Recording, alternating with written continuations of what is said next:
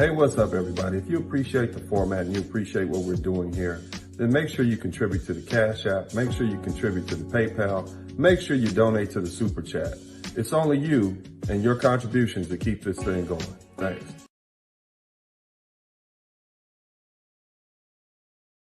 Hi, my name is Stephanie, and these are my two adorable and handsome sons. And that is my ex-husband, attorney Dennis Sperling. He practices personal injury law and will be more than happy to help you with claims arising from automobile accidents. He doesn't get paid unless you get paid. And as we first wives know, the more our ex-husbands get paid, the more we get paid. So let me help him help you. Call Mr. Sperling at 713-229-0770. Call my daddy.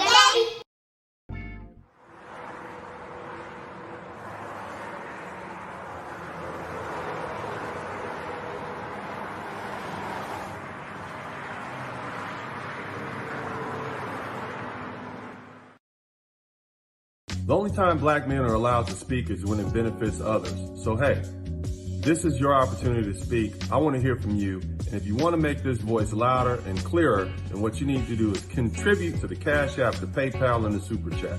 I appreciate you.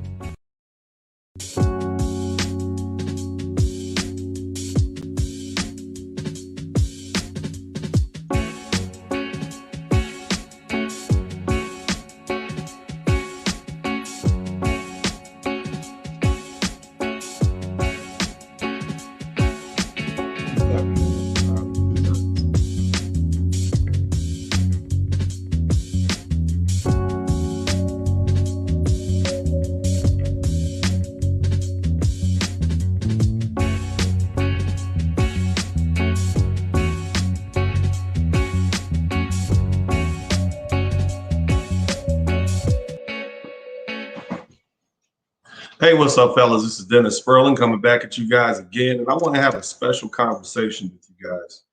One of the themes that has reoccurred is me beginning to get you black men to begin to assert yourself into the society that we live in.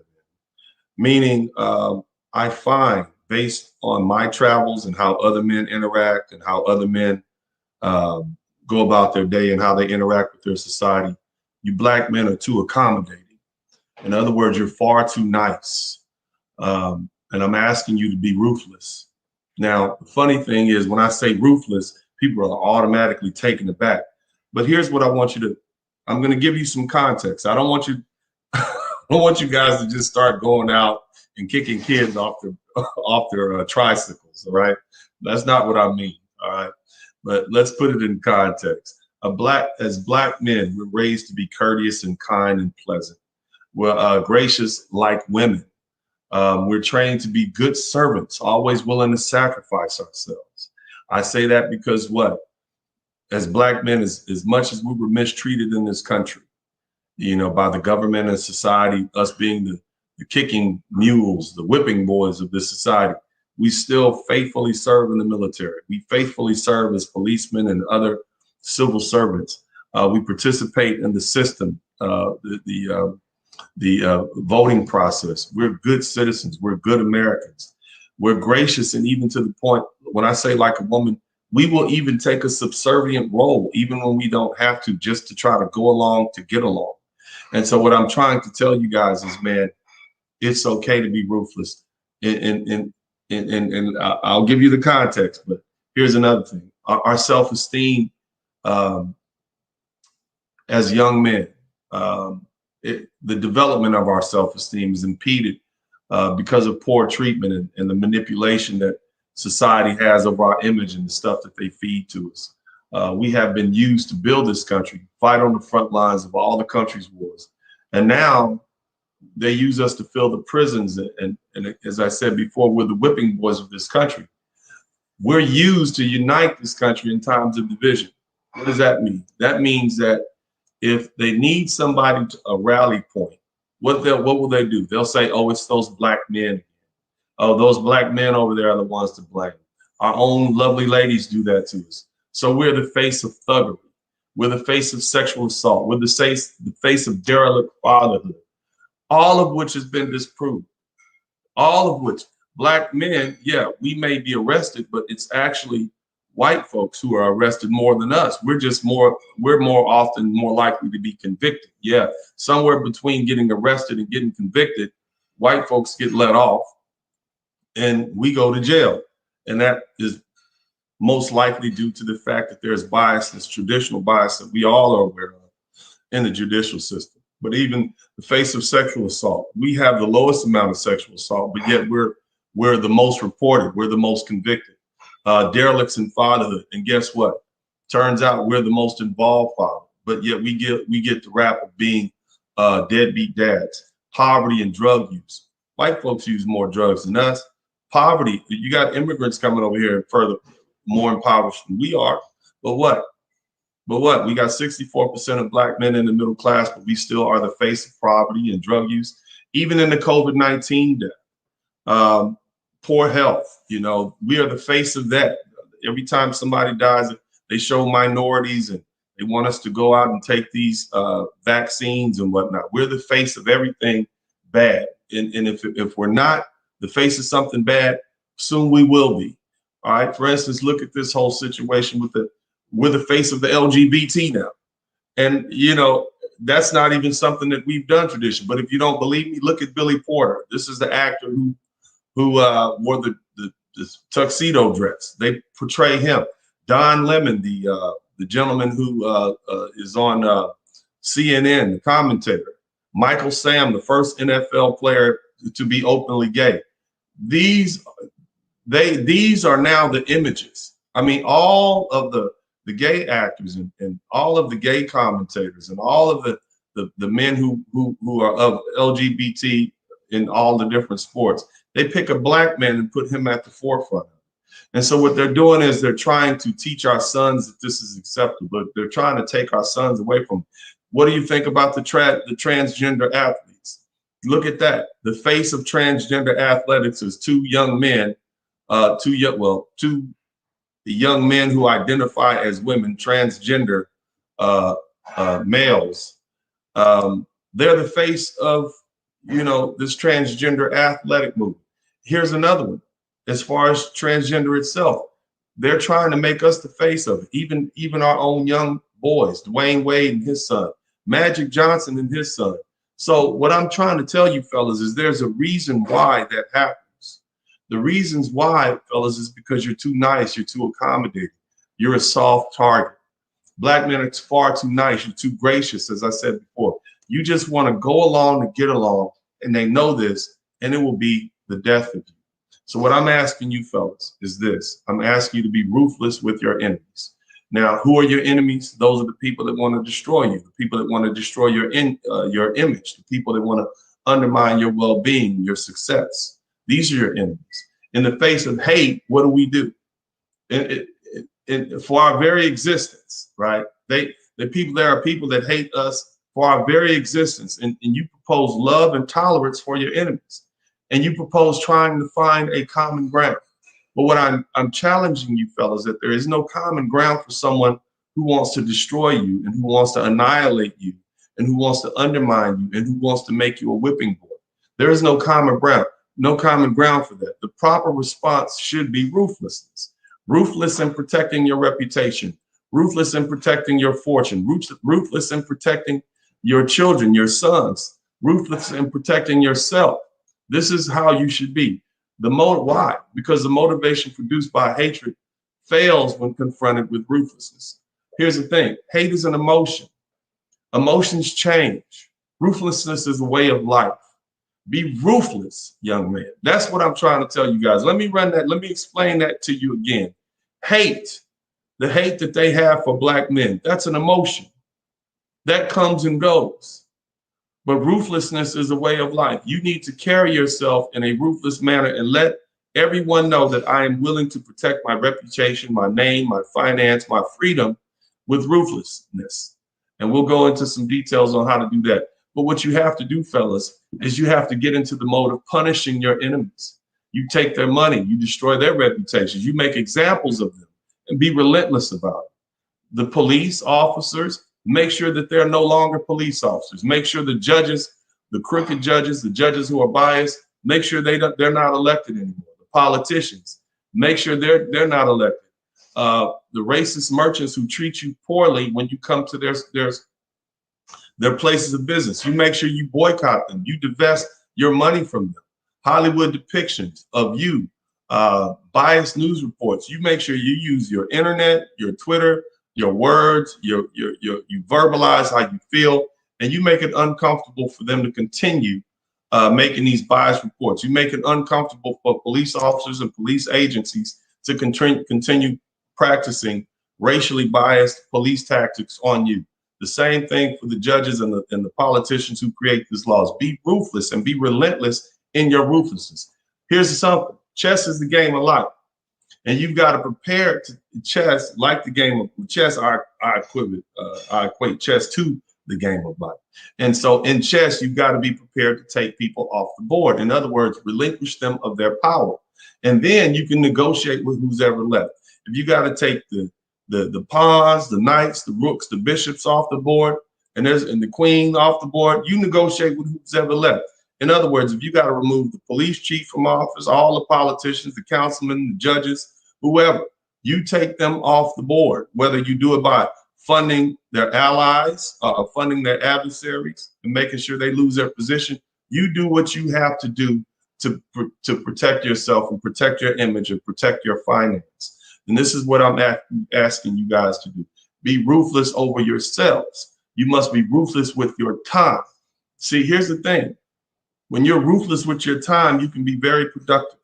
I am ruthless with my time. What you guys see from me is a man who is ruthless with his time. Some would call it time management. I call it very protective of my time. I don't waste my time. That's why I'm able to graduate from law school, practice law for 20 years, still produce 6 studio albums with 2 of the hottest producers in the country, Beans and Cornbread.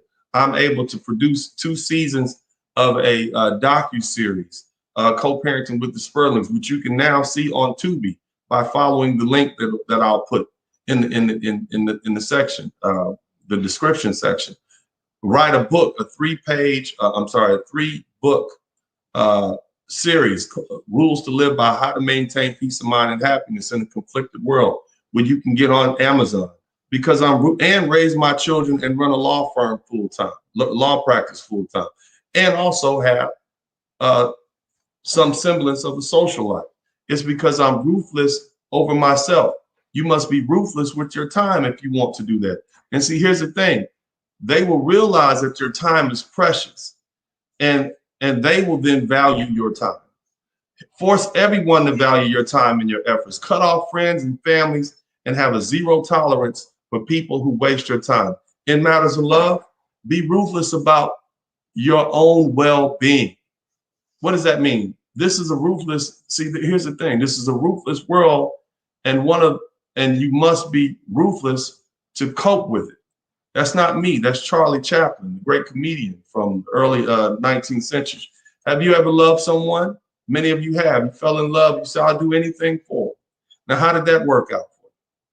Next time, make that person yourself and do anything that you want. Of course, within law, within the law, you can do anything you want.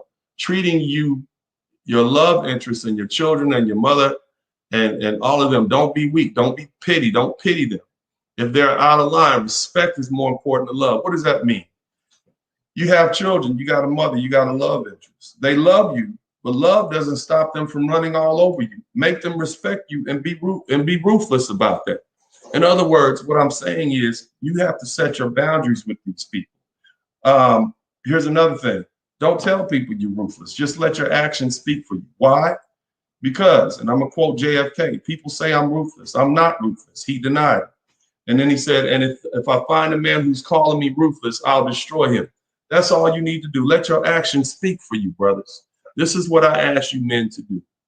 Now, I'm going to open up the channel here for everybody to come in and talk about it. I know you guys have had a couple of days to digest what I'm saying here, but I would love to talk to you guys about this, because I think some of you may say, oh, no, we're not nice. We're not accommodating. But the truth is, fellas, you are. On the global scale, Black men are just far too accommodating, and that's why we're being run over and pushed over all the time. So the link is in the chat room. But in the meantime, I want to make sure I give an acknowledgement to Malika and Bain, Peace Family. Thank you so much. Firestorm 855, Uncle D, the greatest of all time. John Smith, man, thank you so much. I appreciate that for that timely donation. And OJ Ray, love that name. OJ Ray, that's a cool name, man. Who else? My man Firestorm 8855 says, my girlfriend got concerned because I shared your post about being ruthless. Yeah, man, everybody wants to keep you in a subservient position. Everybody wants to keep you as black men as the servants of society. So of course you would be nervous. Next, when you start being more concerned about your own well-being and your own happiness and your own peace of mind, yeah, people that are using you are going to be concerned. I'm sure your girlfriend is a primary beneficiary of that. Andre Lamar said, I agree, you are too nice. That hit home when you spoke on it briefly the other day. And that's exactly what I'm talking about, brother. You're too nice. And there's a time when you can be kind, and there's a time when you can be nice. But when we're getting kicked in the butt like this, and we're getting maligned, they're taking our sons from us, we're the face of everything bad. It's time to be ruthless about your reputation, because this carries over to the next generation. And I know if you have sons and nephews, you don't want them to have to fight the same battle that we fought. And so we need to set a precedent. My man, yes, black men are too nice. Our kind nature always put us in a position to be talked about other people. You know, the thing is, brother, we are a xenophilic people, which means we embrace cultures and other people from other worlds. Our first nature is not war. You know, we're happy people. We come from a tropical climate where there's always plenty to eat and plenty to do and plenty of leisure time going on. And so because of that, you know, our culture didn't evolve us into be a warlike group of people. And this is who we are. This is who we are by nature. It's no wonder that we're God's first creature on this planet, God's first man. And so we have to recognize that still, even though that's how we were, that failed us. For all those people who always bring up how Africa was, and Africa was this great culture, unfortunately, the culture in Africa failed us because it did not solve the problem of foreign invaders coming in and seizing our wealth and seizing our humans, seizing our most important asset, our people, and shipping them off around the world, whether that be Arab countries, which, slave trade, which predated the European slave trade by about 1,400 years, or that culture that we had that evolved didn't help us. And so what we have to do is we have to begin to evolve. My man, F YouTube said, yeah, because the judge okay at them like they are the kids. I don't get that, brother. You're gonna have to rewrite that. Black Ops says, get my passport this week, then go back and look at the video about starting a business overseas. Yeah, man, cool. I appreciate that. And if you want to do a private consultation and talk about starting an overseas business, or you need some plugs or some pointers, you can email me at sperlingdennis@gmail.com. Let me see what else we got here. A few more comments. Not too many more comments here. So we'll go ahead and put, Justine, thank you so much. I appreciate the contribution. And Corey Green, thank you. He said, be less ruthless with each other and more ruthless with other groups. Hey, that's a good point too. You know, that's a good point too. But the thing is, brother, we have to teach each other boundaries, because sometimes we have brothers that treat us like everybody else treats us. They run over us too. So you have to there's a way you can be ruthless. You can be firm, but you be direct. Stop trying to be so nice all the time. That's what I'm asking you brothers to do. ADOS FBA brothers, way too tolerant. That is true. And Europe, chicks rather deal with you brothers because us Africans bit toxic and unliberal. Don't let your empathy be sympathy. And this black man is telling us the truth. Our African brothers, they have some lessons to teach us. Our West Indian brothers, our Caribbean, Afro-Caribbean brothers, our African brothers in South America, all other men, they have some lessons they can teach us. They're not as tolerant. You see, they're not as accommodating to other people's BS. Yeah, they may be disadvantaged because they live in less developed countries and whatnot, but they're as man to man, they're not as open to being victimized. You see what I'm saying? So what I'm trying to tell you guys is we can learn more from our African brothers and sisters, especially our brothers, and more from our West Indian, the other black men from the diaspora. We should do that. We should embrace their culture and learn and take the best of it and move with that and use that and incorporate that. I really just want you black men to begin to stand up and speak for yourselves. If for nothing else, right, do it for your own future, your own progeny, your own children. Xanos Clutch said, I just asked brothers to not use this as a justification to be pookie. That's exactly that's exactly the picture they want us to portray. Well, see, the thing is, man, let me see. Then there's some key books on topic 48 law. Okay, thank you. I appreciate that. I got an inbox message.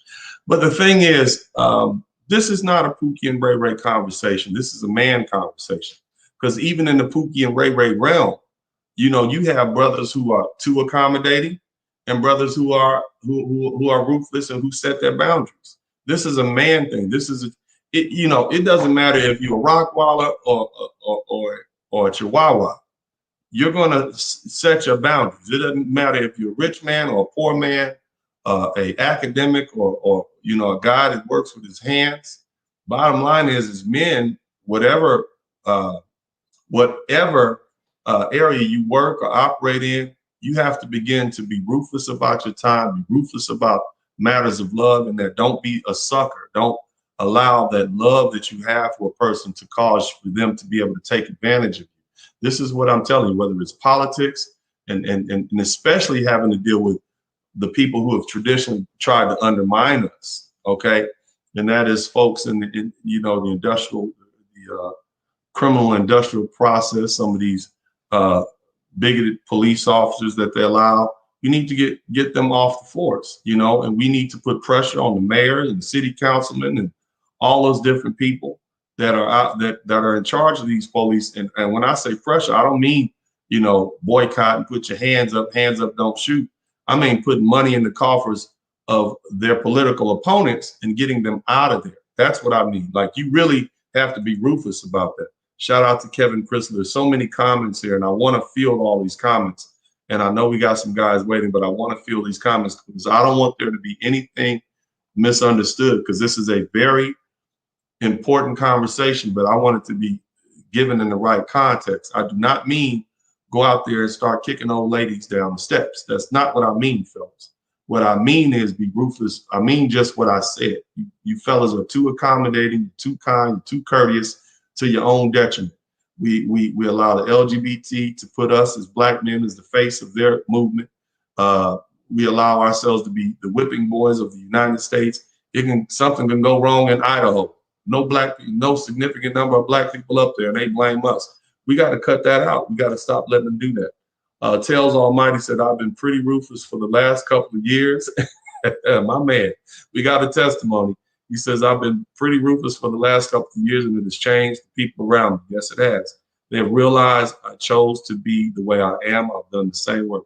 And that's what I'm talking about, man. Ruthless with your time, ruthless with people, and make them respect you. Be ruthless about yourself. And they will. They're not wasting your time anymore. And see, here's what's going to happen. When you change that about yourself, the people around you are going to change. See, those people who will take advantage of you, they're going to stay around you as long as they can take advantage of you. But when you begin to stand up for yourself, when you begin to be, as I say, ruthless about your time, when you begin to give people the blues who present themselves as your enemies, then, you know, you stop being so laid back. Things will begin to change, and there's nothing wrong with that. Let me see who else we got here. We got so many comments. I want to fill them all. Firestorm 855 said those brothers in Africa don't care about what these women think. They don't, and the women will scream and holler and, you know, boo ha ha. But the bottom line is they call them ruthless, and they use the term ruthless because, look, some people are not going to like your change. They'll call you evil. They'll say all these horrible things about you when all you're doing is standing up for yourself and what's rightfully yours. There's nothing wrong with that, fellas.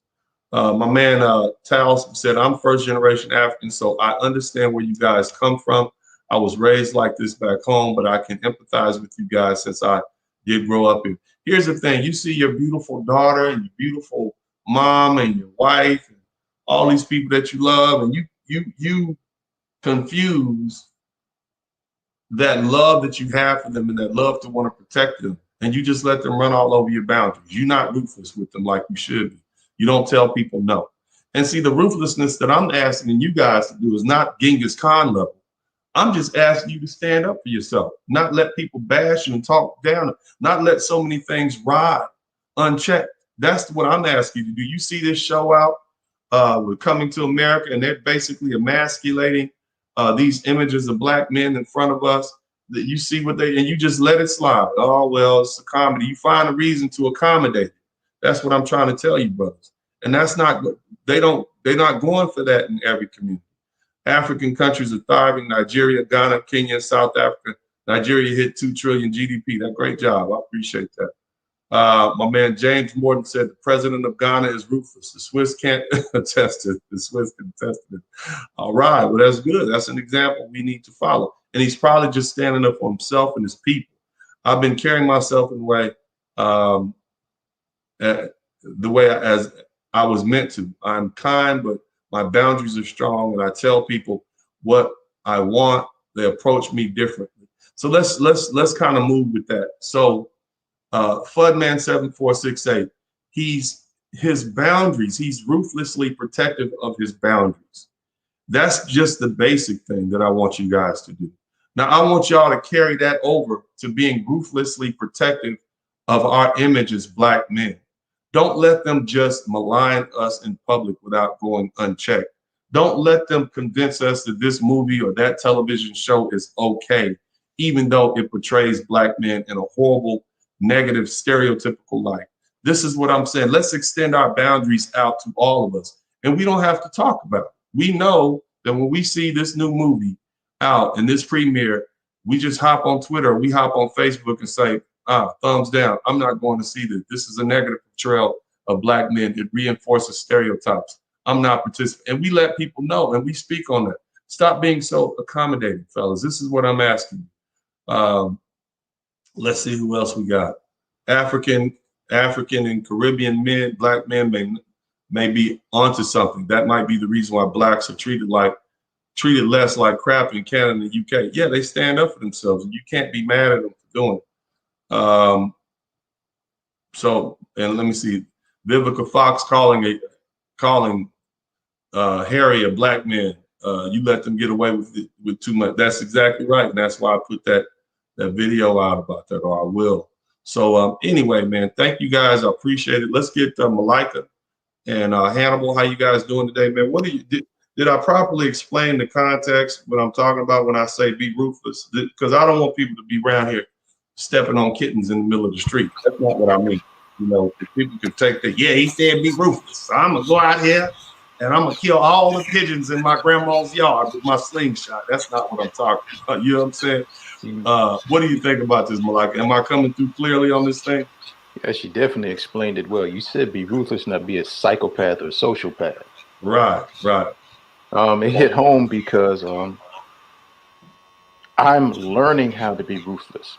Mm-hmm. And like how you said, I'm learning how to be more ruthless with my boundaries and with my time. And one thing I think we need to learn how to be ruthless is by saying the word no.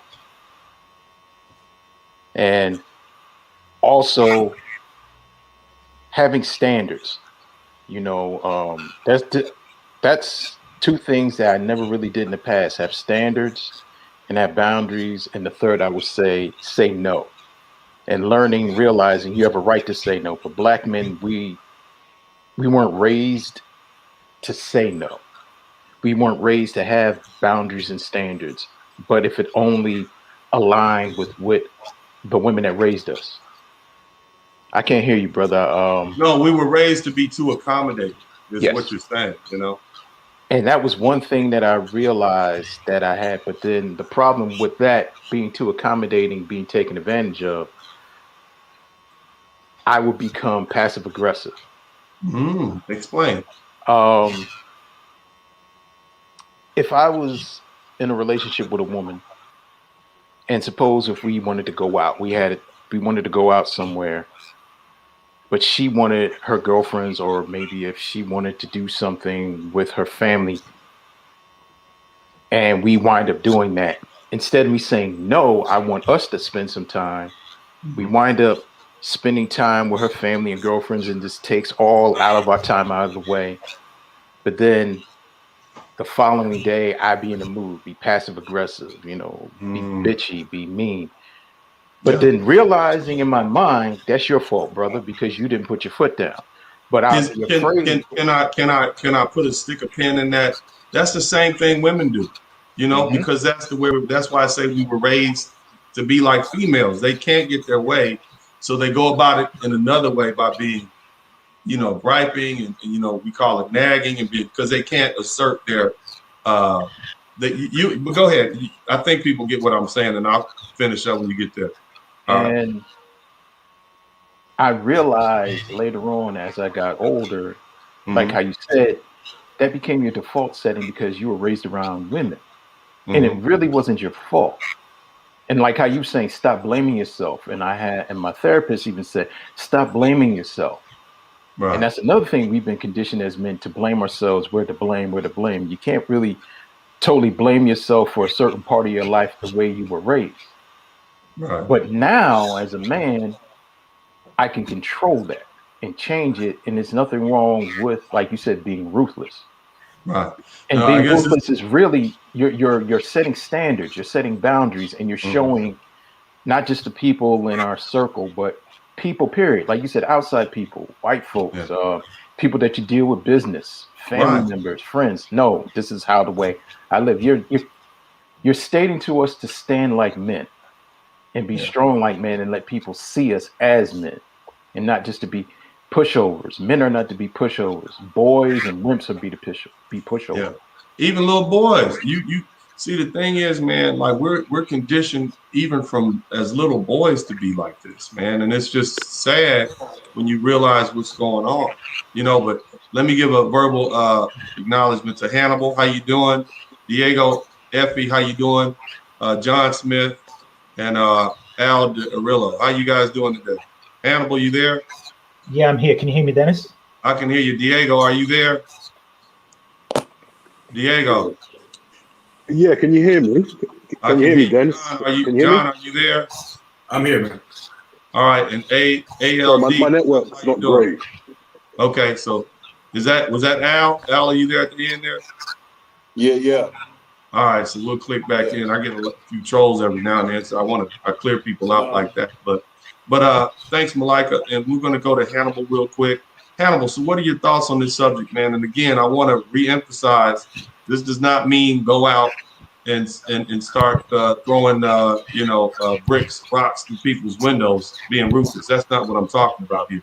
I'm talking about being ruthless about the protection of yourself and your boundaries, and also being ruthless about the protection of Black men and the image of Black men and what's good for us as a group. That's what I'm talking about. But go ahead, Hannibal. What are your thoughts on this? Dennis, you're absolutely right. So ruthless isn't just Shaka Zulu, if you like, though that's one example of ruthlessness. You can look at any Fortune 500 company. The head of that company is going to be ruthless, because simply you cannot get to that position without that drive and that power to assert your will. Now, I think something that's important, as you say, because we're bred to be so friendly and so hospitable people, is that often we have a problem understanding the language of power. And I think we can only understand people through our own vocabulary of motive. So, for example, if you're a generous person, here doing this to help the community, to help other brothers, only a generous person can understand what you're doing. Somebody who doesn't know generosity will say, oh, Dennis got an agenda, there are other things going on. And how does this apply to this topic of power? Well, we can go historically. The European settlers, when they arrived at the Americas, needed the native Indians to show them where the fresh water is, to show them the geography of the land, to show them the terrain, to trade with them. What those native Indians didn't understand was the vocabulary of these Europeans, that vocabulary of dominance. that they don't share, that there can only be one winner, that they don't, that they prioritize winning over fairness. And they simply could not grasp that in a few decades, these people will outrun them. And I say that to say that it's very important that we expand our vocabularies and study both history and study both people and what happens. And let's take that to a more contemporary setting. But we can have like a kind of street setting, even office setting. Let's look at the music business. For example, you're a recording artist, and you mentioned the 6 albums that you have. You have examples such as De La Soul, where in the streaming age, you won't find their music on the platforms. Why is that? Is because they're being offered a few cents from every dollar of sales. And why is that? Is because they went into that business not understanding ruthlessness. So they signed these contracts, but were engineered to absolutely screw them, to take their rights, take their publishing, to take their masters. Those contracts were basically declarations of war, which they did not understand. They went in there naive, and they got completely taken. And now, decades later, despite their music being iconic, despite millions of album sales, they're being told, well, no, actually, you still owe us a few million.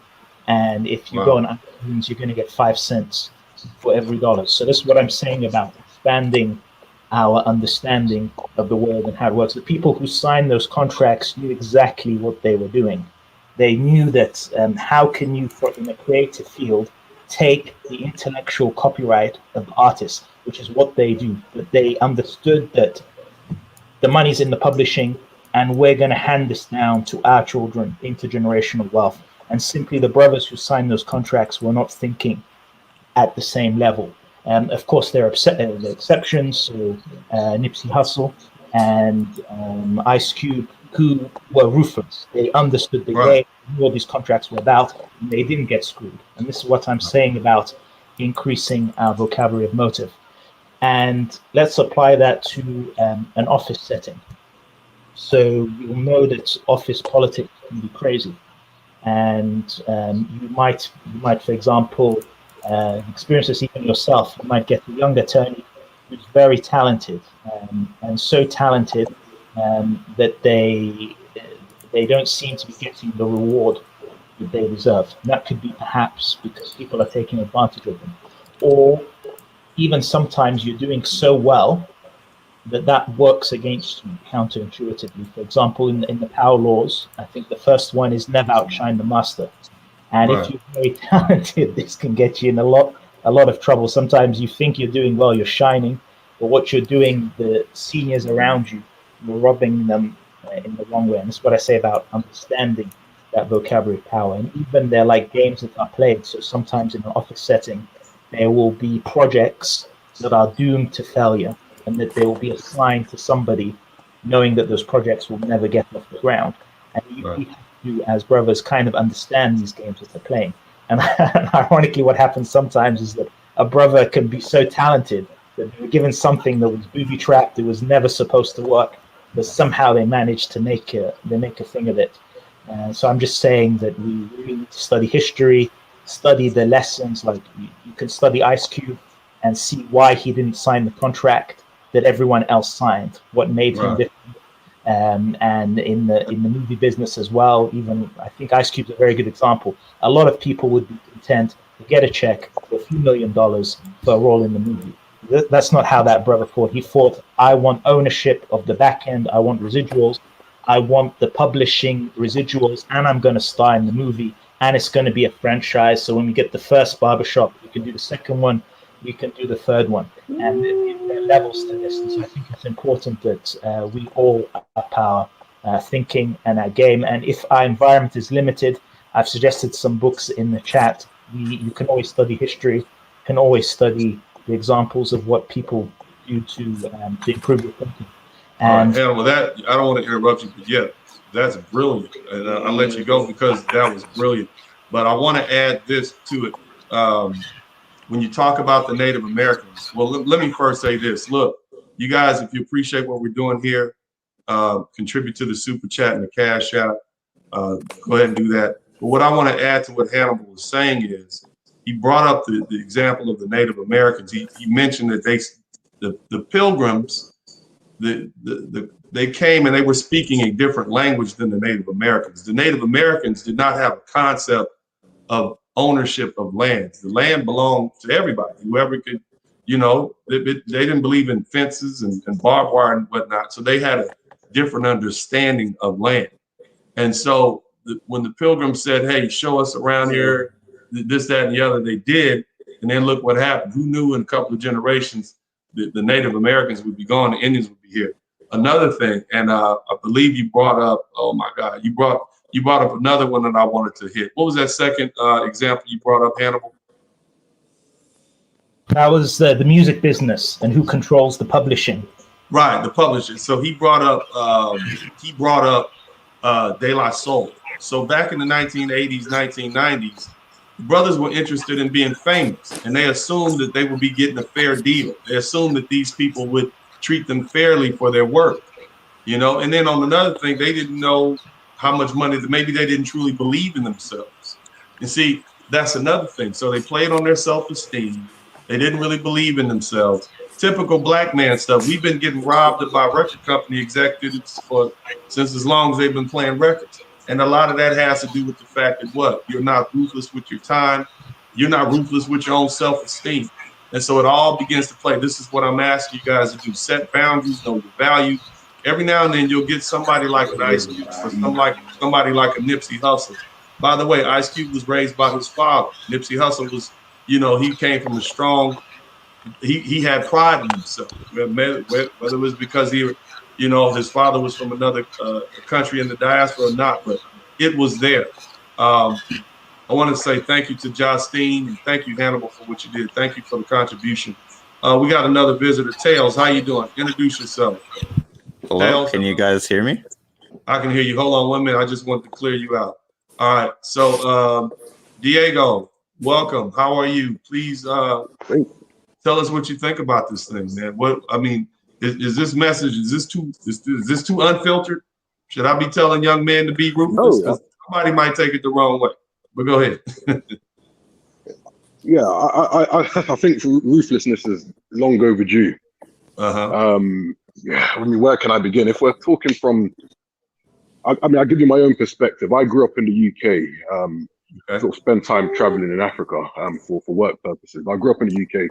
Much of the influences of, should I say, myself and many other black men would have been from America, where you had the matriarchal culture, because from the Caribbean perspective, there was a lot of, the women largely sort of, led the households. And from the African perspective, especially from the Nigerian perspective, a lot of men didn't want to settle in the UK. So they sort of maintained sort of like a transatlantic type of experience. So what that did was that for a lot of men, they didn't grow up with their dads, even the African ones. And in the way you had a cultural vacuum, a lot of the American dysfunction sort of filled that vacuum to the point where the average black person in the UK, especially those that might live in inner city areas or areas where there's a reasonable population of black people, they will emulate American behavior. I mean, they'd expect myself, for example, and if I don't conform to it, then that could be a bone of, should I say, contention. They'd have an issue. Like, they'll say euphemistically, you're not black enough, for example, but their concept of black is jacked up to begin with. So anyway, I'm saying that the lack of ruthlessness is definitely, in my opinion, linked to limited masculinity or limited exposure to it. Many men start to see themselves through the eyes of a bitter black woman, or bitter lovely lady, I should say. Sorry, bitter lovely lady. Right. And yeah, they see themselves and other black men through that. So when it comes down to stuff like mean mugging, for instance, they tend to assert ruthlessness. They do that over there in the UK? Are you kidding me? Yeah. Because I'm writing a book, I'm coming to the end of it. I've had to look at Black British history going back as far back as I can. And when once you had the American TV start to be shown on from the 1970s, from that point onwards, a lot of the films that would sort of be released in the US had an influence on UK sort of experiences. So stuff, for example, like what's that film called? I think it was Waiting to Excel was one, but even more crucially, there was the other one, A Color Purple.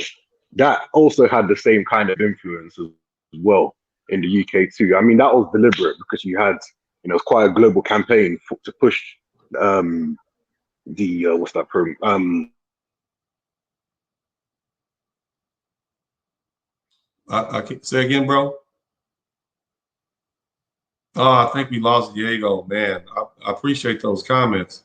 Man, Diego, if you can come back in and get that information for us, go ahead and do that. Yeah, I'm John, back. I'm back. okay, Can you hear yeah, me? go ahead. We'll finish that up real quick, and then Yeah. we're going to go to John. Yeah, sure. Yeah. So with the ruthlessness, I think that for a lot of men, it's misplaced. They're quick to be ruthless to another brother, if you will, but Right. their ruthlessness elsewhere It's is because they're is comfortable lacking. being ruthless with other black men because we've been taught not to be accommodating with ourselves and other black men. See, this is the problem. We project all our ruthlessness inwards with how we eat, how we abuse ourselves with whatever internal stress, alcohol for some of us, drugs for some of us, and then we'll project that on the other black men that look like us. But when it comes to everybody else who's actually kicking us and treating us badly and belittling us and maligning our reputation and name, we're not ruthless with them. We're accommodating. It's almost as if we got it in reverse order. But go ahead, Diego, and then we're gonna go to John. Sure. So that ruthlessness is, that's the UK side of things. With respect to the African side, I think I saw someone make reference to sort of African countries doing well. It doesn't entirely tell the picture. I won't go into all of it because it's too long. But I mean, to summarize, I don't think certainly Nigeria is not a good example of the right kind of ruthlessness. That ruthlessness towards the self, if you will, is like on steroids. One. That's one. I mean, and again, it it contrasts with the way they treat the expats, the Chinese, your white and so on. They're overly subservient to them, even to the point where they don't mind. Some of them, at least, don't mind, being on the receiving end of, shall I say, physical correction, because they're worried that they may have some issues from the local police officers. So there's that, and then on top of that, there's elements in the country that are holding back the country, rather than the groups that aren't under, will I say, siege, or at least aren't under scrutiny. They choose to take the cowardly path by not addressing the real issue at hand, and rather they attack other groups which are seen as more vulnerable. So again, the ruthlessness there is, like I said, it's similar in a way in terms of the cowardice. But yeah, it's not enough. We have, even though you hear stuff about good economy and what have you, like I said, I can go into it another time. It's quite long-winded, but there is a lack of ruthlessness for sure. Having a monopoly type of situation, yeah. Thank you so much, Diego. I appreciate that, man. Thank you so much. You guys, look, we got 297 people in the chat room. I need you guys to get the likes up. Hit the number 1 button, push the like button. Hit the number 1 button, push the like button, and let me know that you hit it. Hit the number 2 button and hit the subscribe button.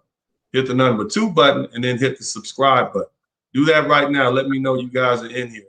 Hit the subscribe button. As you guys know, YouTube has kind of been, I was getting 100, 200 people a week, and now I'm getting like 4 or 5. So I have to remind you guys, if you already hit the subscribe button, go ahead and hit it again and hit the alert button in the corner.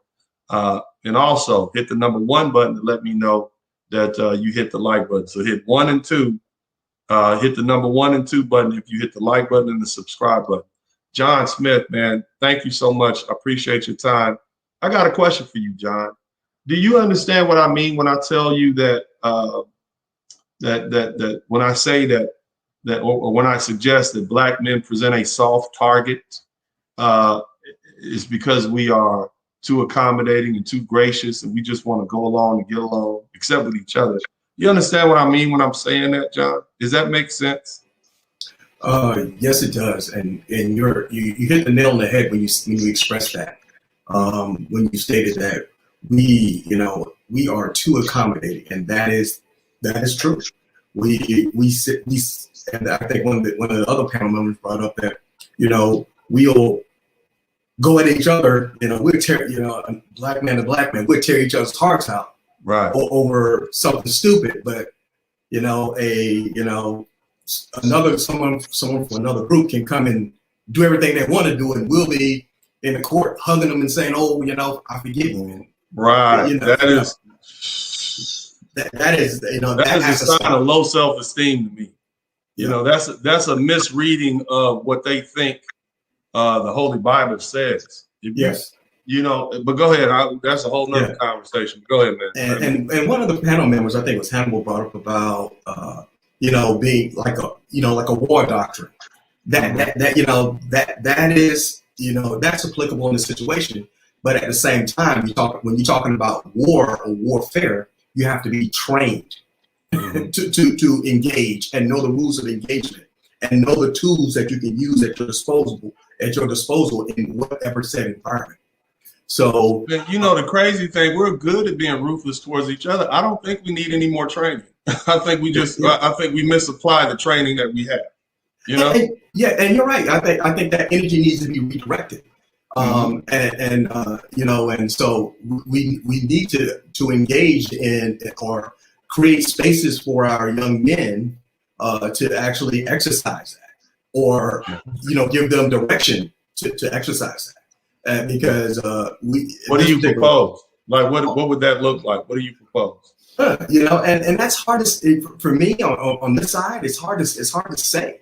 I don't know if we need to have some type of some schools where we can set up or classes where we can set up, kind of talk to young men about this, and give them the tools and skill sets to engage and be ruthless with their time. Because as you stated, being ruthless with your time, with your finances, with everything that involves you, that requires a lot of, and like I said, it requires some training. Yeah, I think the first thing we need to do is remind them or to tell them or instill in them their own personal value. I think that's the one thing, because they don't care enough about themselves to protect their time with their image. And that's with a lot of black men. We don't care enough about ourselves to know that we shouldn't be portrayed in these negative stereotypes in every movie that we see. There's not even a counter. Here's the thing I want to ask you, John, and then I'm going to go to Al. How did we become the face of the LGBT? Billy, Don Lemon, Michael Sam, and now we have Wayne Wade and Michael Jackson's Magic Johnson. How did we as black? That's not even something we do. That's a small percentage of the U.S. population in the first place, and we're a tiny percentage ourselves. But if you look at those two things, you would think that half of us are members of the LGBT community, and that's not so. How did we allow ourselves to become the face of that movement? And you hit on the first part. Low self-esteem. We don't see ourselves as valued, masculine members of society. Because anything that you see that's in society, besides the 1970s black exploitation movies, really don't show black men in positions of getting the girls, getting the money, doing the shooting, and getting away with it. Everything we see is the inverse of that, and that's people from other cultures doing that. So we allow those things to happen because once again we have no self-pride. We've lost our identity, and we've lost our way to know what manhood is. See, the thing is, John, and I'm going to take this and go on to Al.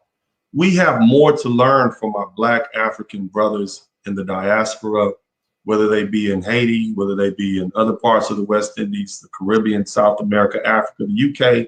We have more to learn from them. And we as Black men in America, representing only the Africans in the United States represent 2% of the African diaspora. So as Black men, we are only about 1% of the total Africans in the diaspora. And what we need to do, brothers, is we need to pick up those things from their culture Okay, we are raised and trained to be good servants here. You see, we are raised and trained to be willing and happily sacrifice ourselves on behalf of people who, you know, and organizations and entities that care nothing about us. And what we have to begin to do is begin to love ourselves more, care about ourselves, and not just with yourself, but then also your fellow Black man, because he is a representative of you, and it's hard to even get brothers into that light. But thank you so much, John. I appreciate you, and I appreciate all your contributions. I want to give a shout out to my man Justine again, and then Volcanus. Thank you so much. He says Uncle D is a legend. Don't forget that now. Amen to that. Al, man, thank you for patiently waiting. We're gonna go from Al, then Tails, and then Deaky. Al, man, what are your thoughts on this thing, man? Hearing all the brothers speak, what do you have to contribute to this conversation about Black men being too nice, and us having to learn to be ruthless about our time and our resources and our finances and our images? What do you think about it? I think about being the image of the Black man is really, we can't, how do I pinpoint it? It's really how people look at us. Mm-hmm. We're like the scapegoats. A lot of us, like in the Black community, think the Black woman is a scapegoat. No, we're the one that's the scapegoat. You know, ever since like in slavery, we had to get whipped. We had to take the most bare grunt compared to the difference between the lovely ladies. Right. And you prove that right now. Like you said, for an example, $10 billion in Goldman Sachs. We should be like boycotting right now online.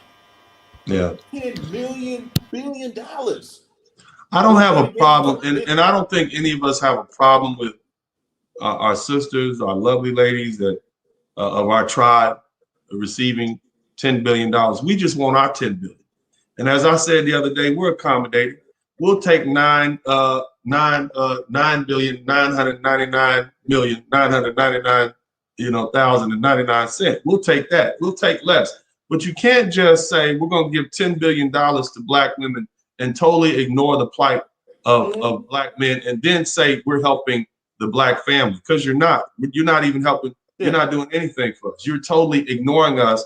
And we as Black men, we're the economic drivers of the Black community, and it's just we ignore it. Like, it's cool. You got, and I talked about this yesterday. You got brothers are like, man, y'all tripping, y'all hating, y'all hate y'all. You know, I don't get that. I don't get it. How can you let that slide? But go ahead, bro. Yeah. So I was watching, you know, Dr. T.S. Johnson, right? Oh, of course, brilliant, Yeah, brilliant. He's a brilliant doctor. Go ahead. I listened to his video, like I think it was a couple days ago, about this situation. And he gave like some statistics, like, a Black woman she probably have more businesses, but when it comes to employing people as a section, we have more of a business. Yes, we have more businesses than Black women. But the difference is we can employ more people than Black women statistically. Right. So I'm thinking of it, okay, I'm not saying it's entitlement, it's just, it shows that they have not researched or have not seen. Brother, they have researched. Okay. That's what I'm telling you. Like, they're not doing this out of ignorance in that they don't know. They're doing it from a position of that they do know. And they're treating these lovely ladies as if they're politically separate, and they're a separate entity from Black men and Black women. They are from Black men. They do know. They do know, and they're doing it on purpose. They do know, and they say, oh yeah, Black women are the reason that these lovely ladies are the reason that Joe Biden got elected, irrespective of the fact that we voted Democrat in this last election to the tune of 80%. Who else voted that high? It wasn't white women, it wasn't Asians, it wasn't Latinos. It was Black women and then Black men voting for Biden. But we got no credit for it. You see, they do know. They're treating us as though we're separate entities. But go ahead, Al, and then we're gonna go to Tails and the Yeah, personally, I didn't vote for Biden, but that's another story. But besides that, I understand. Go ahead. But besides that, it's just, to me, it's like they don't look at it. It's crazy that we take we have more businesses, and they don't look at they look at statistics, but they don't try to embrace the patriarchy, because if there's no patriarchy in a society, it's going to crumble. I'm gonna give you something else that I always come on here and say that Black women, lovely lady, they're the most educated group in America. And in actuality, I know, and most people who study say they're not the most educated, they're most enrolled. The most educated group in America are Asian. So I say that almost in a manner of being, facetious. When you say, and likewise, when you say Black women have the most businesses, you're talking about women who do hair. You're talking about women who have these internet, but you're not talking about guys who have trucking companies and they got 4, 5, 10, 15 different employees. They got plumbing companies, they're lawyers, they're doctors, and they got their own practices and stuff. That's what men do. Women, they're talking about, you got a bunch of women out here with these solo type job situations going on where they started an LLC or INC, and they basically use it to as a shelter from taxes and whatnot. That's what they're saying. But we take that, we let them take that and run with it without properly vetting it. Much the same as when we say they're the most educated, or they say we're the most educated group in America, when in actuality it's just, they're the most enrolled. But again, we need to be ruthless with corporations like Goldman Sachs, and we need to ask questions. Why is it that you didn't give 10 billion to Black men? Well, we only had 10 billion. Well, why didn't you give 5 billion to us and 5 billion to them? Do we not exist? Do you not take our money? Did we not help build that company? We know who bought it. We know what insurance company bought that one, bought that one. And that's why you're here, because of the slavery, because of the hard work, the uncompensated work of our people. You want to help Black people? How can you help Black people by only targeting Black women with your help? It makes no sense. But thank you, Al. Let's go to Tails. Tails, you've been patiently waiting. Thank you so much. I appreciate it. Look, you guys, I don't want to take a break. I want to keep this conversation flowing. Please contribute to the super chat. Please contribute to the Cash App. The super chat is right here at the bottom of the screen, as you see it, and then also the Cash App and the PayPal are running along the bottom of the screen. Let me know you appreciate what I'm doing. Let me know you appreciate me taking the time to have these conversations and host these conversations for these very intelligent, very important dialogues to take place. Brothers from around the world, because that's what we're doing here, But Tails, thank you so much, man. How are you doing? What of that initial reading that I gave, what struck you the most? And do you understand what I mean when I say be ruthless with your enemies, referring to those racist politicians and judges and racist merchants and those racist depictions of Black men? You understand what I mean when I say, and do you have any ideas of how we can be ruthless with them in affecting their bottom line? Possibly. What are your thoughts? Tails? Hello, yeah. Can you hear me? We can hear you now. Yes, sir. All right. So I'd start with the ruthlessness chat. Basically we have to be doing what Black people were doing back in the 70s. So I was just talking to my sister a while ago about the riots or the Rosa Parks bus thing.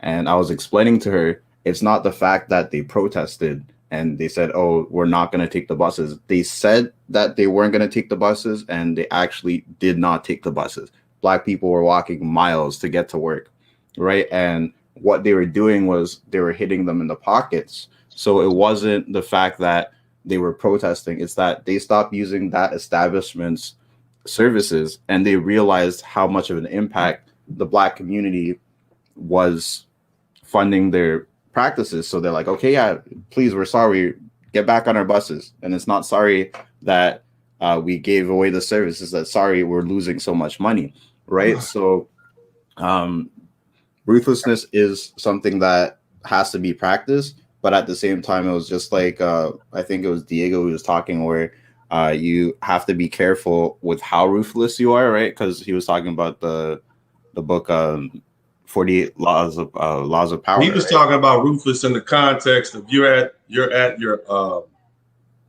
you're at work. You know what I mean? That's what he's talking about. We're not talking about ruthless, but I mean there is reasons for you to assert yourself and speak up for yourself, even in an office setting. That was more what he was referring to in that particular juncture. But yeah, you have every right to be ruthless with your the people who are trying to undermine your reputation.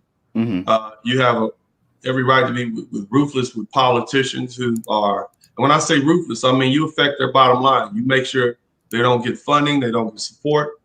You go out of your way to remind them of what they did, what they voted for you, and you have to be relentless. One thing I say about us is we don't remember our enemies. We don't remember the people like Strom Thurmond. We give them a pass. You know, even with this 1994 Biden bill, many of us voted for Biden. I didn't, but many of us voted for Biden. We forgot the fact that this man is an architect of a bill that has incarcerated more black men and destroyed more black families since the segregation, since those Jim Crow laws that came about after Emancipation Proclamation and the end of the Civil War. We forget too easily. We let it go. Let's take a lesson from the people, the Jewish people of Israel. They take 90-year-old war criminals and they drag them over there and prosecute. You see what I mean? They never forget. We need to be like that. We need to be more relentless and ruthless with prosecuting and remembering what our enemies have done to us.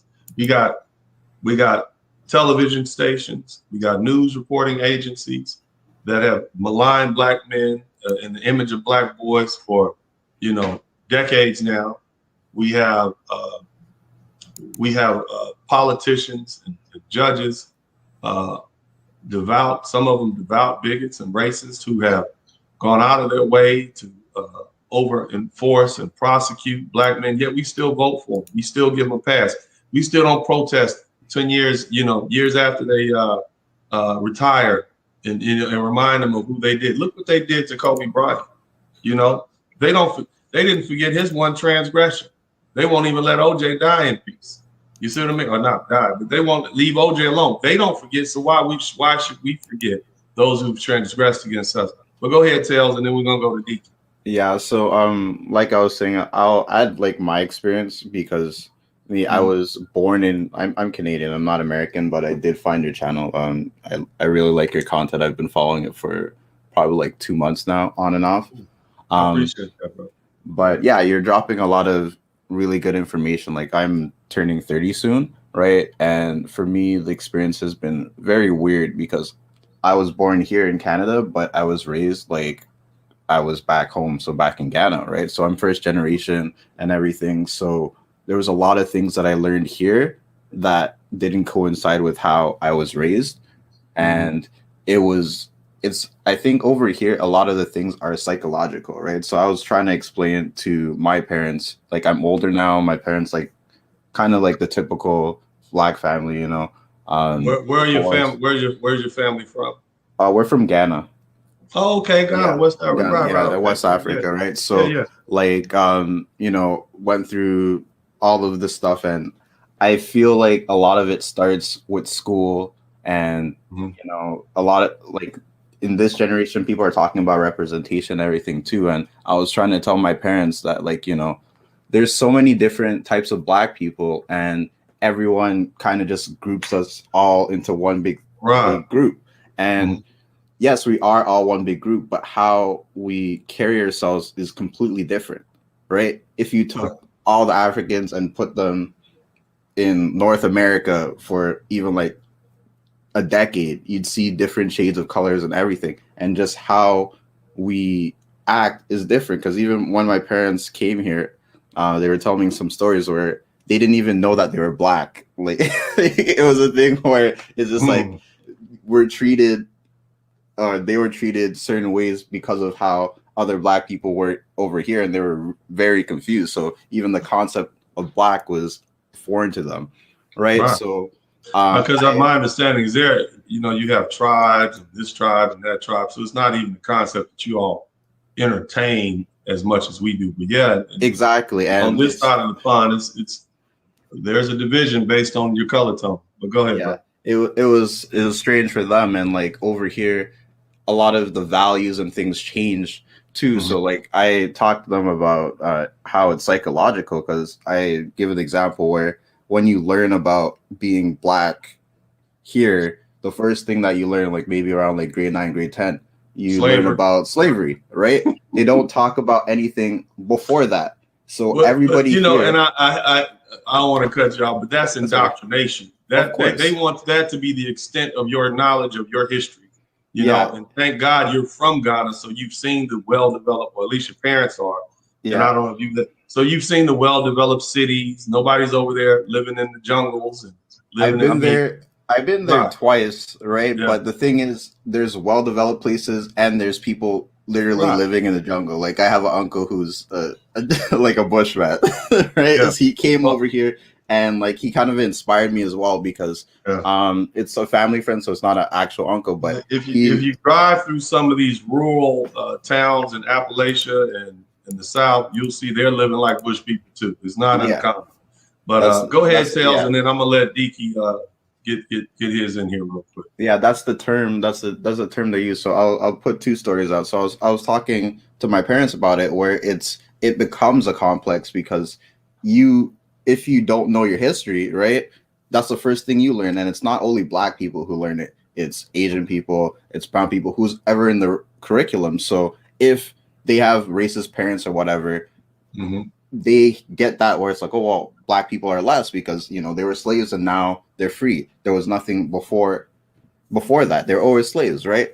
But going back to my so it's crazy where you don't learn these things unless you interact with the certain people. And even like when I was a child, on Sundays, you know, you see donate 5 cents and help a starving African kid kind of thing, right? So like when I was really small, I asked my dad, I'm like, my dad used to go to Ghana every other year, right? So I saw those commercials. I'm like, Dad, why are you going to somewhere where kids are starving, right? And he's like, you know, it's not. And he was just like, he just yelled at me. He's like, what are you talking about, right? And he's like, watching too much damn TV, right? So from a young age, I noticed these things where it kind of pushes people away from going to Africa, and even African Americans, African Canadians, Black Americans, whatever you identify yourself as, you guys see all of these things and you don't interact with people who came from there. So it's like, why would I want to go to Africa? People are dying there. People are sick. Yeah, I mean, it's the same thing. And I don't want to cut you off, but it's the same thing when you hear about places like America, Africans in Africa, and they hear about, America, they doing all that shooting and stuff over there. Those black people crazy.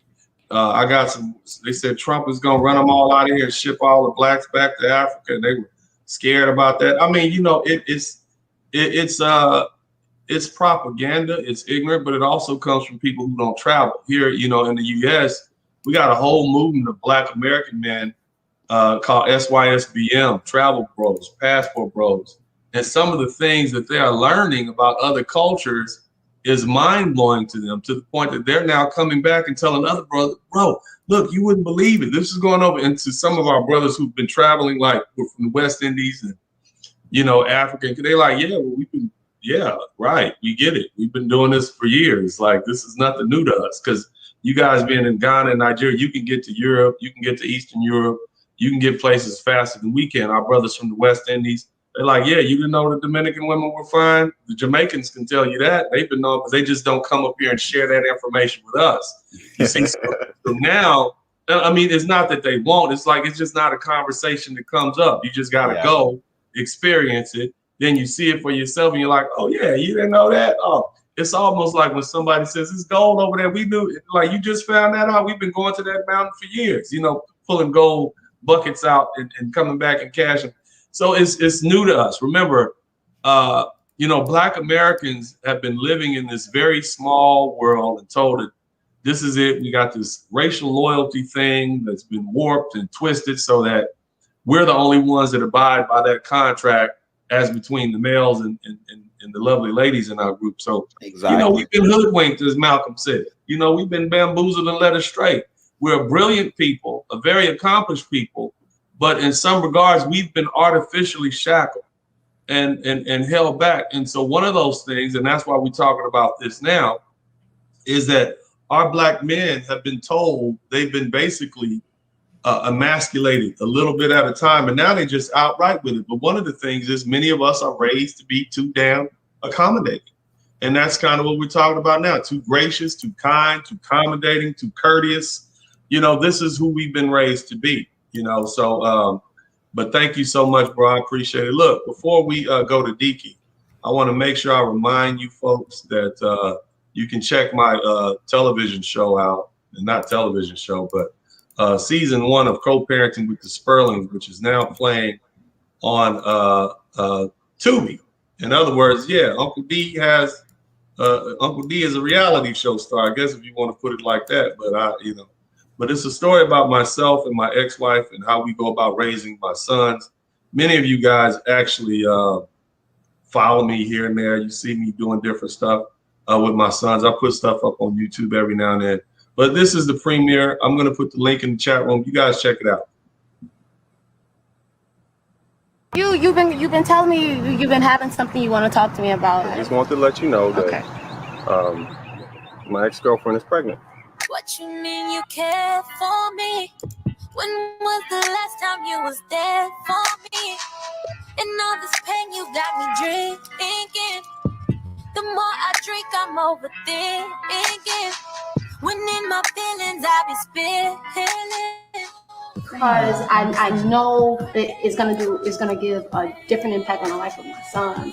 Let's just continue doing what we do, you know, and be mature and try to make things easy, make it an easy transition for the boys. In the best interest of the boys, is she ready to be a co-parent as we've been? I'm gonna have to make her understand that she needs to move back out here, you know, and she has a career, she's in the industry, that's cool. But, you know, in my opinion, the child comes first. Gentlemen, what's up, boys? Good, I see you. Is you have to be in control. And if you feel like talking to Dennis, say, look, this is the deal. This is how I feel. And don't hold back on your feelings. But I know, okay. Just to keep, we have a great structure. But you know, and I know that you know that I love my children. And so I just don't understand where she's coming from. You know, I give her everything that I can. I spend the time with her. I do everything that I think I'm supposed to do. And everything she says she wants, but she's not happy. She's still that lure of Hollywood. Anthony, my trainer, is your. It's my trainer now. All the children. I want all of them to be together. I want them to know each other. And that's just how it's going to have to be. I got a phone call from your ex saying that she won't be moving to Houston. She says that she doesn't love you the way you need to be loved. I know. Oh, it's gonna be great. It's gonna be great. You trust my judgment, right? You always want to do what's best for the kids. Yeah. But the parents have to be happy also. All right, that's Co-Parenting with the Sperlings. You can check that out on Tubi. It's a good show. As when was the last time you ever heard a Black man say, "I love my kids" on TV? When was ever, having a decent relationship with my ex-wife, even though we're not married anymore?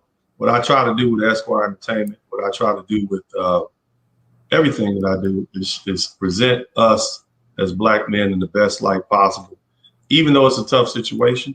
Many of you are dealing with baby mamas and ex-wives. Bottom line is we have to control our image. And the way we control our image is that you brothers support those positive images. Yeah, I know there's a lot of stuff out there, but you know what I'm saying? But we need to make sure we get those countervailing images, those positive images, those Black men who are involved in their children's lives. And that's what I do with that, man. So you guys, man, the link is in the chat room. You can click on this link right now. I'll even go ahead and put the link to the Tubi right here. You brothers can watch it in Africa. It's being pushed in Africa right now. I'm going to put it here in the description of this video. All right. It's right there at the bottom. Just check it out. Co-Parenting with the Sperlings is right there now. But man, I appreciate you guys, man. Deaky, what's up, bro? You back again? I know you're gonna take us out with a bang, right? Tell us what you think about this conversation. Am I going too far? A couple of weeks ago, I told y'all embrace being the bad guy, and now I'm saying black men are too nice. Be ruthless, young man. What are your thoughts on this, man? I'm good. I'm good if you're good. And Hannibal hit a lot of points. See, I didn't come upon what you're saying here about being nice. When at 22, I was stationed in the Philippines, and that's where I learned self-love. Before 22, Uncle D, I thought everybody was my friend. But that's a special word. Yeah. Friend, everybody can't be your friend. We're not friends? I'm like, no, I don't know you. You don't know me. Because they kind of sometimes people want to use you. They'll show you what they want you to see. So when they do something to hurt you, they'll say, I'm sorry. But guess what? After 22, you know what I say to them? I'm like, you know what? You are sorry. God bless you. But I'm not that one. Now they say, wait a minute. You have to forgive me because I just said I'm sorry. No, wait a minute. No, you don't. No, I don't. I don't have to forgive you, bro. And even if you do forgive somebody, you don't have to be around them. You see what I mean? But go ahead. Well, it's not just that. When I do forgive them, no. If I do forgive them, they're going to look at me and they're going to think, what a stupid guy. Because I'm really not sorry. It falls into place of, I'm not that nice. You're lucky to have two friends. You're lucky to have two friends. All the guys that say they're your friends, bro, they can't stand their they want your girl. They want your joy. They want everything. They don't like you have a car. They can't. You hear me, Uncle D? I can hear you, man. I appreciate you, man. So this nice thing, a female calls me. Well, you know, the thing is, man, Deacon, we just gonna get you straight to the point. Why is it that we see there's so many, and we gotta get out of here, but it's almost like black men put too much, like Malika said, you know, I was courteous and I was pleasant and I was accommodating. And then because I didn't like it and I knew it was a wrong fit for me and I knew my feelings weren't genuine, the next day, you know, I'm being passive aggressive.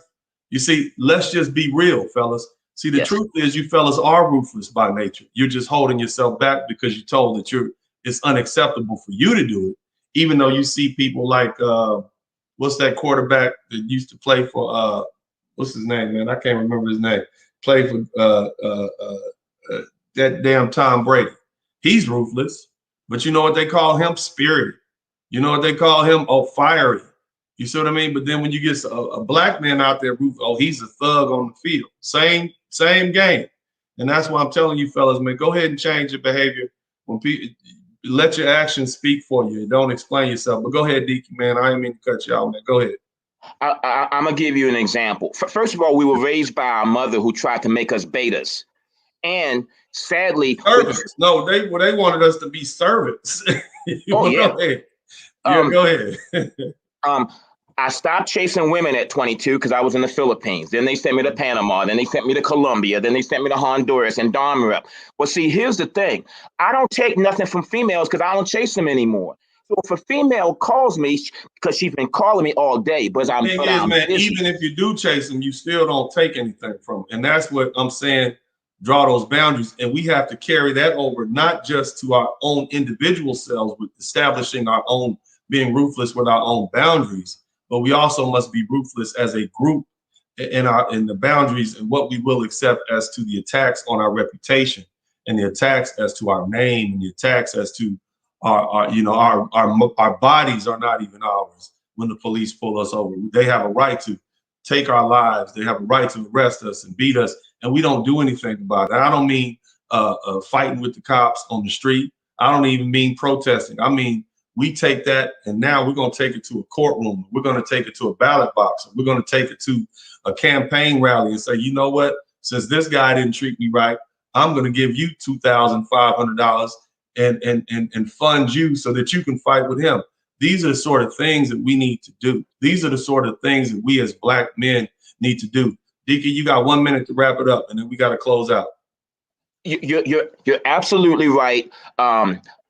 What's a mall? A mall is a bunch of investors getting together and buying the mall and renting it out to athletes' foot. It's not just being a consumer.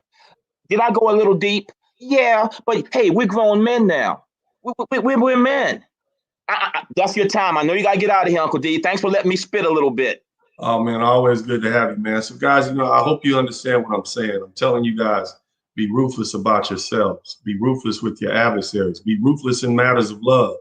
Be ruthless with your reputation. This is what I'm telling you guys to do. I'm not telling you to go kick over old ladies walking down the street or drop kick kittens into the ocean. That's not what I'm telling you to do. I'm telling you that because you're too accommodating, people are treating you like the whipping boys. Because you're too accommodating and you let too much stuff slide about your name, your reputation, your finances, people will say anything about you. You have to force them to respect you. You have to force them to respect your time. You got to begin to love yourselves enough to make them respect you to the point that they're maybe even afraid of you. But the bottom line is they respect you. And then let that extend out to your reputation and our reputations as Black men. Let it be known that, hey, you know what? If you put another television show out, another negative trope about Black men, not only are we going to boycott you, but we're going to boycott each and every movie that you have. And then we're not going to be silent about it. We're going to constantly remind you about those negative tropes that you put up about Black men. And then on top of that, we're going to support positive images of Black men, period. And see, what's going to happen is people are going to have to say, wow, these guys are relentless. These guys are ruthless when it comes to their reputation. Got to leave them alone. They're no longer a soft target. This is what I'm asking you guys to do. No longer be a soft target. But either way, man, this is Uncle D. Y'all make sure y'all check out Co-Parenting with the Sperlings. It's now live on Tubi. The link is right there at the screen. I'll put it up again in the comment section. It's free. It doesn't cost you anything. Whether you're in Africa, whether you're in the UK, whether you're in America, it's all around the world. It's free. Go ahead and check that out. And look, man, tell me what you think about it, man. I do the best I can. I spent my own money on it. It cost me $250,000 for both seasons. This is how much I believe in changing the image of Black men and putting out positive images, putting myself out there. So, you know, I walk it like I talk it, fellas. But either way, man, this is Uncle D. I love you guys. I'm out.